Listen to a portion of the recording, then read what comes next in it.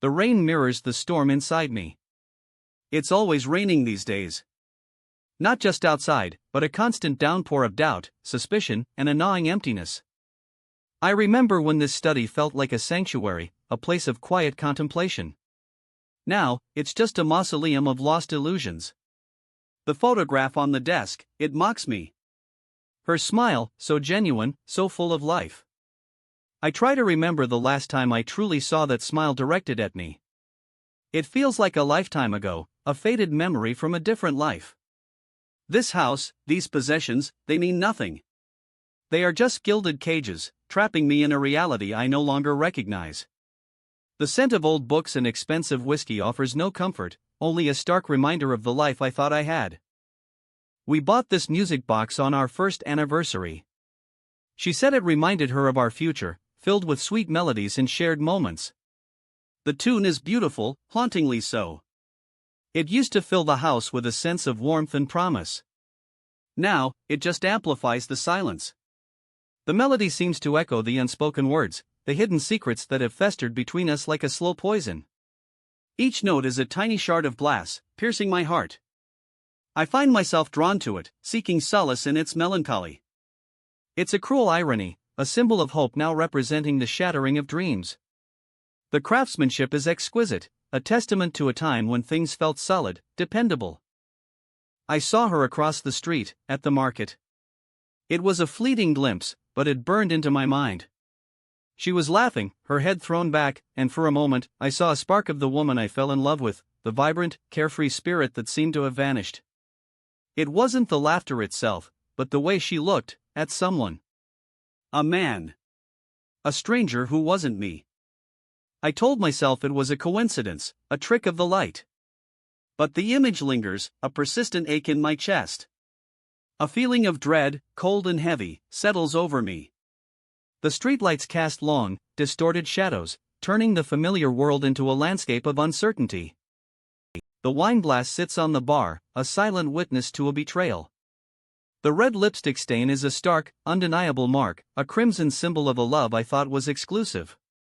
I almost didn't notice it at first, hoping it was a mistake, a phantom of my imagination. But the more I looked, the more it screamed at me. It was a deliberate act, a bold declaration of a secret life. The bar is buzzing with noise, but all I hear is the echo of her laughter, the clinking of glasses, the murmur of whispered secrets. I feel a wave of nausea, a bitter taste rising in my throat.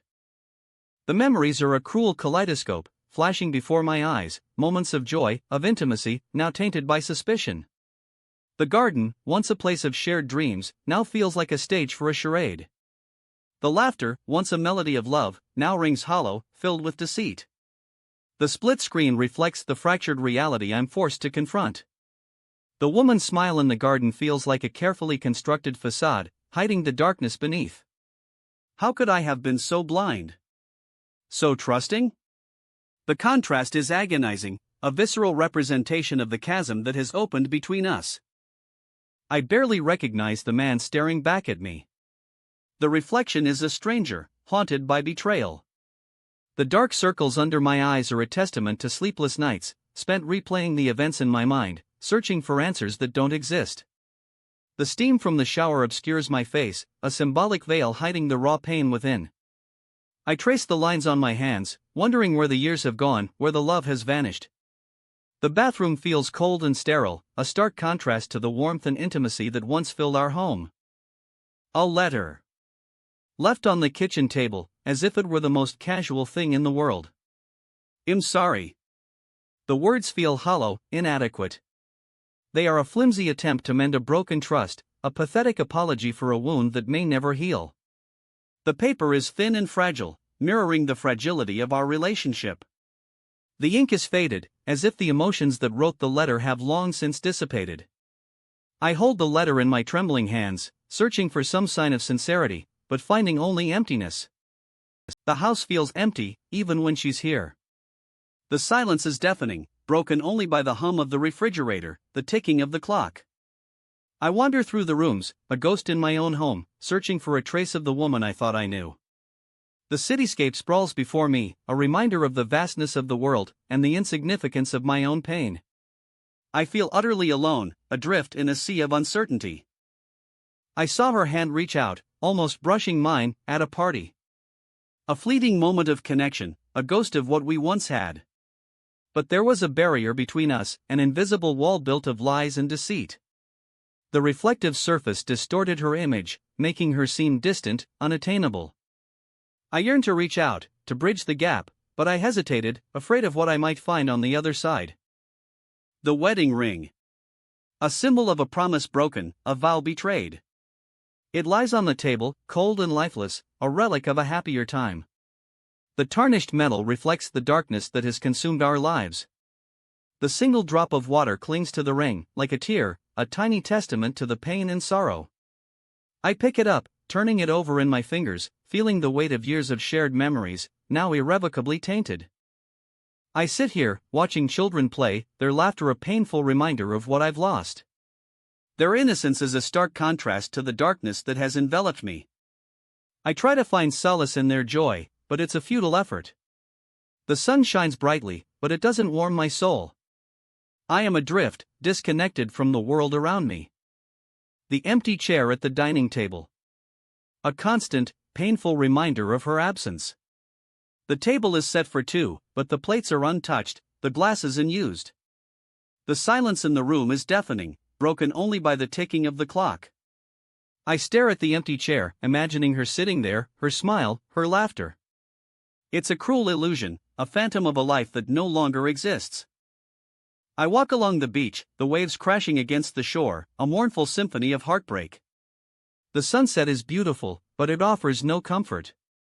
The colors are vibrant, but they only serve to highlight the emptiness within me. I feel completely alone, adrift in a vast and indifferent world. Looking at this photograph, it feels like a lifetime ago.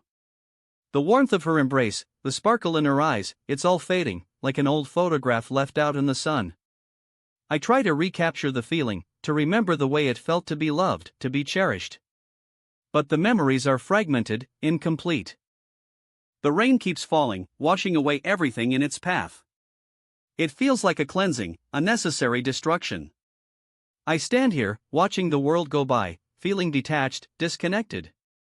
The reflection in the window shows a stranger, a ghost of the man I once was.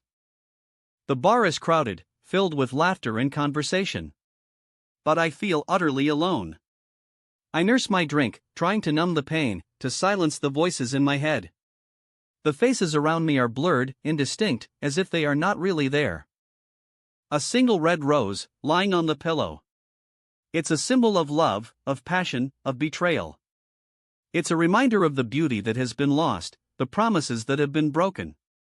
The rose is wilting, a testament to the fragility of love, of hope. Her face fills the frame, but it's distorted, overlaid with a shadow that I can't quite define. It's like she's being replaced, consumed by something dark and unknown. I'm losing her, piece by piece, to a void that threatens to swallow me whole. I'm packing a suitcase, preparing to leave. There's nowhere to go, no place to hide. The clothes are scattered around the room, a chaotic reflection of my inner turmoil.